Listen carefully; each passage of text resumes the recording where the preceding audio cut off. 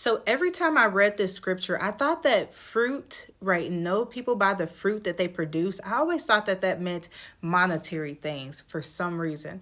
But I went back and I read through it a few times, and it really talks about knowing the fruit, knowing how someone acts, right? Their behavior, their character. And so Matthew chapter 7, verses 15, it says, be aware of false prophets who come disguised as harmless sheep, but they are really vicious wolves. You can identify them by their fruit, that is, by the way they act.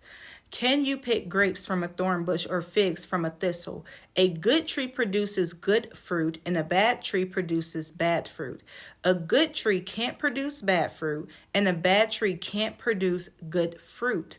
And so, every tree that does not produce good fruit is chopped down and thrown into the fire. Yes, just as you can identify a tree by its fruit, you can identify people by their actions.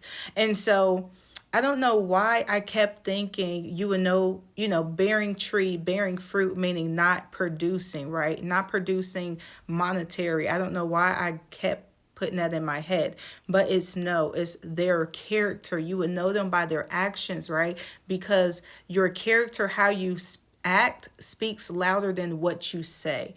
And so this is talking about discernment. This whole time, this is talking about discernment of the prophets, of pastors, of teachers, of people in your life. And if they're not bearing good fruit, right? If they're bad character, they're not going to turn good. For bad character corrupts good people. It's about cutting off people that are bad, have bad character, that is not producing good fruit, that's not planting good seeds. And so you have to go through each of your friends, each of the people that have access to you, and decide, are they a good fruit? Are they a bad fruit? Are they producing fruit, or are they barren? And that is the good news.